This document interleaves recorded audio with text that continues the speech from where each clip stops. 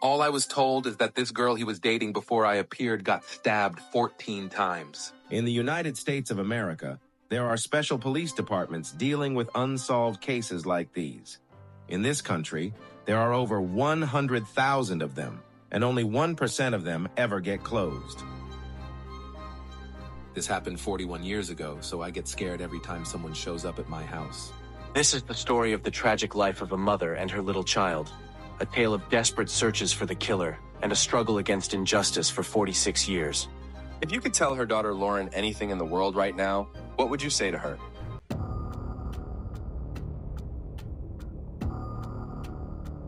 After the sun had set on a warm summer evening, 4-year-old Heidi Jones was already getting ready for bed when her mother Loretta cracked open the bedroom door, walked in, and softly told her daughter not to come out. The girl listened and soon fell asleep. In the morning, little Heidi remembered her mother's nighttime instruction and decided to look through the keyhole before going into the living room. When she opened the door, she saw something lying on the floor. Next, the memory as if erased. Adult Heidi recalled suddenly being on the porch of her home and seeing the neighbor. The man was digging in the ground, searching for worms, and upon noticing the girl, he kindly said, "Heidi, come here. I have something to show you." To which the confused little girl replied, "I can't. I think my mom died." When the police arrived at the crime scene, officers saw Loretta, half-dressed, lying lifelessly on the floor, covered in blood, with plenty on the couch, on the walls, everywhere. While the police were working in the house collecting evidence, Heidi spent the entire morning at the nearest neighbor's house. Investigators waited for the girl's relatives to arrive so they could talk to the child in their presence, essentially the only possible witness.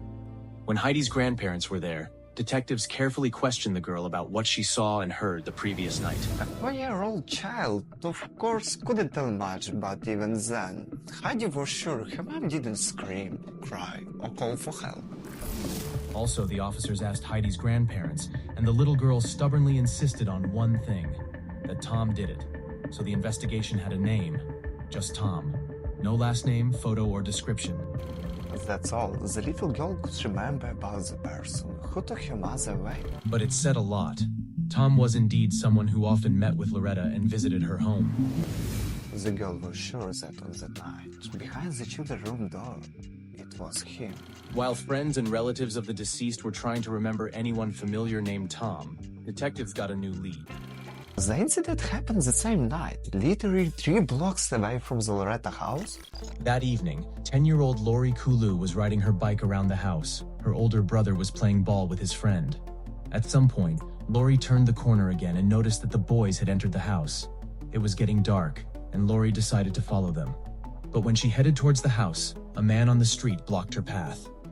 He grabbed the girl and pressed her against the wall of the house, holding her hands behind her back. The man also pinned the girl's legs just by stepping on them with his foot and used his free hand to cover Lori's mouth. She tried to scream for help, but couldn't. Fortunately, at the moment when the assailant's hand on the Lori's mouth slightly weakened, she didn't hesitate and scream. Scaring the attacker off, he let go of the girl and ran south. And it just so happened that 3 blocks to the south was Loretta's house. Hello, this is the police department. Hello, yes, I'm listening. I wanted to inform you regarding the Laurenti case that you should try to check on the railway worker Tom Egley because he's not himself. Thank you for the information. And this really gave the investigation serious hope. And Loretta's sister remembered that she had once gone on a blind date with Tom. Tom lived in a motel in Helper, Utah, with his pregnant girlfriend who was due to give birth in a month.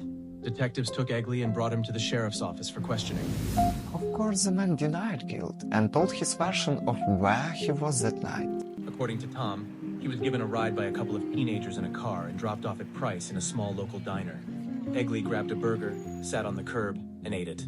Afterward, he just walked along the storefronts, but he never approached Lori and Loretta's homes. At the bar, they confirmed that on July 30, Tom Egley was indeed there around 11 or 12 at night this year. Although, according to the bar owner, the man seemed somewhat nervous and jumpy. Also, red dots were visible on his shirt. A visitor told him they were painting, which is why red paint splattered on him. Detectives searched Tom's residence. Egley pointed out the jeans and shirt he wore that night, which were seized for analysis. Hair, blood samples, and fingerprints were also taken from Tom. All of this was sent to the FBI Forensic Laboratory in Washington, D.C. Results came back after a month.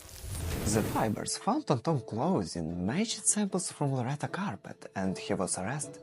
Detectives asked Lori and her older brother to come to the station to try to identify Egley, who assaulted the girl that evening. The boy was confident it was him. However, Lori couldn't discern him then, and wasn't prepared to confidently state that Egley was the one. During the preliminary hearing, witnesses emerged who confirmed that Tom was in town that fateful day and was later seen at a bar, which was already known. However, the evidence in the form of fiber analysis fell apart because Egley had been to the Joneses' house before, so fibers from various coverings and even the deceased's hair could have gotten onto the man's clothing, and Tom Egley was released. He was simply considered a guy who was walking not at the right time and place, and the detectives start all over again. A year after Loretta's death, the case became as cold as the winter winds of Utah. 4 years later in Heidi's life, another tragedy struck. The girl lost her grandfather. Mr. Jones could not come to terms with the loss of his daughter and died himself. However, the family tried to just live. Heidi grew up, went to school, the daily routine, new friends, socializing. Everything helped the child.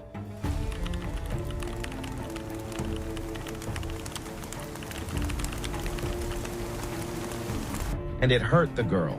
Every time she tried to talk to her grandmother about her mother, Mrs. Jones just cried. By then, this elderly woman was already at the stage when all she wanted was to rest in peace.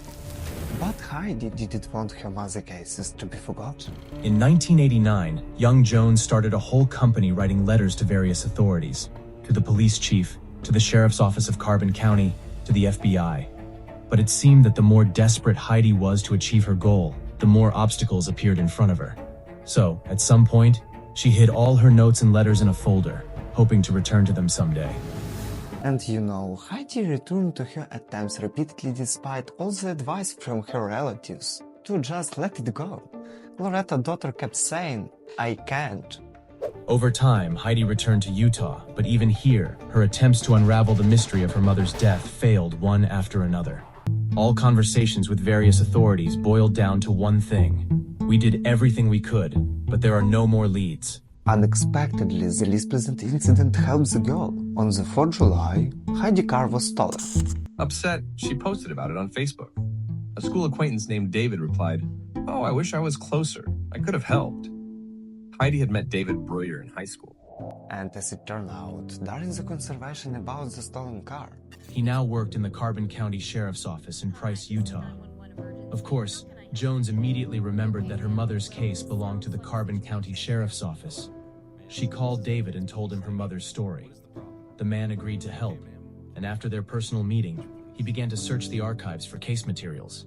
but suddenly it turned out that there were no documents or boxes as evidence. While searching the office of the medical examiner, Detective Breuer still found something, a document from the original case. There was a good detailed report from the medical examinations. Specialists even took a vaginal swab, and it contained sperm. But the evidence disappeared, and there's nothing mysterious or supernatural about it. Just negligence and apparently indifference of law enforcement. David published an article in the newspaper to gather additional information about the case, because he hoped that the public could help him partially reconstruct the details of this story. Soon a girl called him, saying she had information about the case. She said, Do you know that Loretta wrote the killer's name in blood, Breuer? at first he thought someone was playing a joke on him. How could an ordinary woman, who shouldn't have been anywhere close to the crime scene, know such details? But she said, I was there at the time. I lived with Heidi's grandmother, and the day after they found Loretta dead, Mr. Jones, Heidi's grandfather, asked me and one of his daughters to go to that house. The police allowed us in briefly to get some clothes and things for Heidi, and I saw the letters T and O written in blood with my own eyes. Loretta tried to point out her attacker's name, but didn't have time to finish. Breuer and his partners exerted all efforts to find this photo. In the archives, they finally found it. When detectives opened the envelope with the photograph, they discovered that they had been told the truth. The letters T and O were very easy to identify.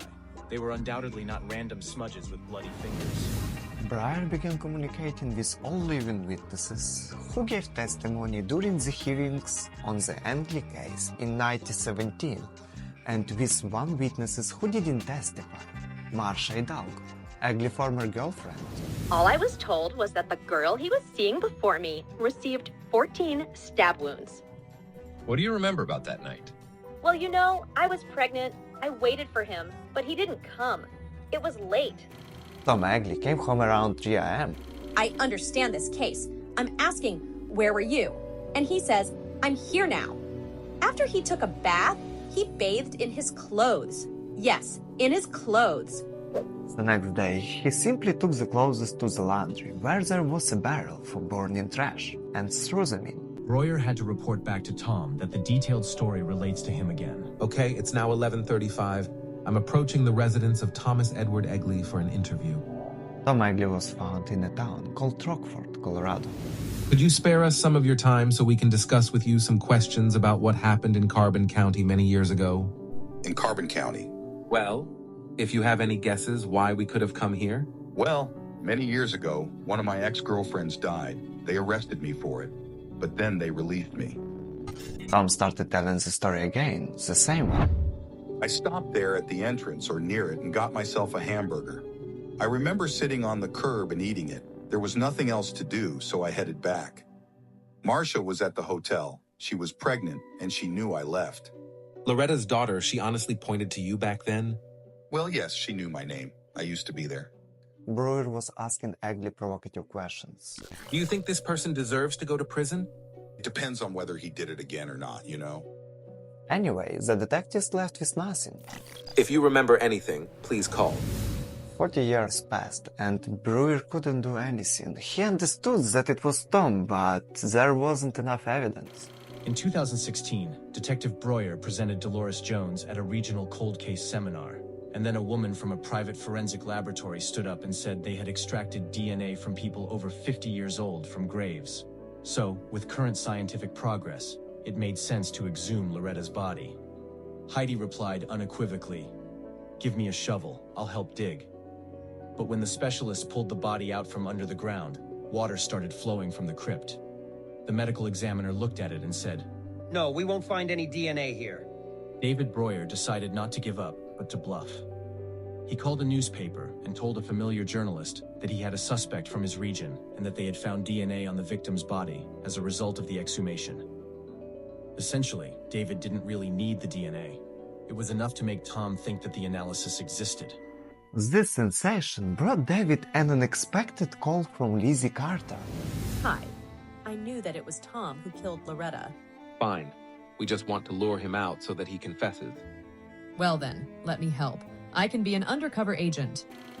Of course, such an operation required approval from the leadership, and they returned with consent.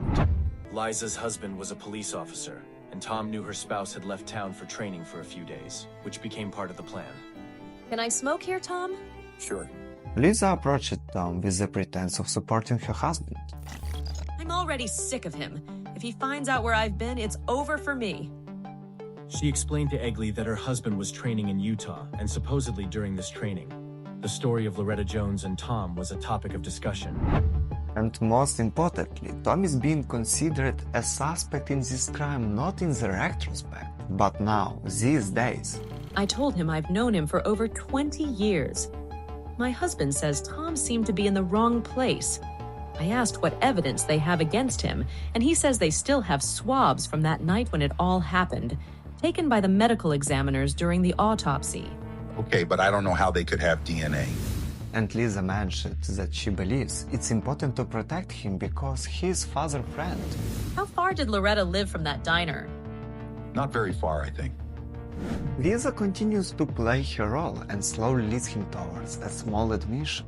He admits he was nearby and knocked on Loretta's door, and she let him in. The door closed. And what happened next? What do you think could have happened? She refused my advances. Okay, and what feelings did that evoke in you? Disgust. Then Loretta went to her kitchen, came back to the door, and closed it. As we understand it now, Heidi was quietly sleeping behind her. And when she returned, I stabbed her, But at that moment, Loretta was still alive and quietly moaning. I took advantage of her and got what I wanted. Lisa, who until this point had not revealed her emotions, shouted. Tom, you stabbed her with a knife. Was that by mutual consent? Calm down, she didn't tell me no. So you remember how you got what you wanted. And then what happened? Then I cut her throat and left. Detective Breuer now had a legally obtained and confessed admission from the criminal. But Lisa went even further. She convinced Tom that it was important for him and his family to close this chapter. And he agreed to talk to Breuer, but under one condition. The police cannot arrest him directly at this meeting. This happened 41 years ago, so I'm scared every time someone shows up at my house. It's very difficult to live constantly looking over your shoulder. Yes, it really is.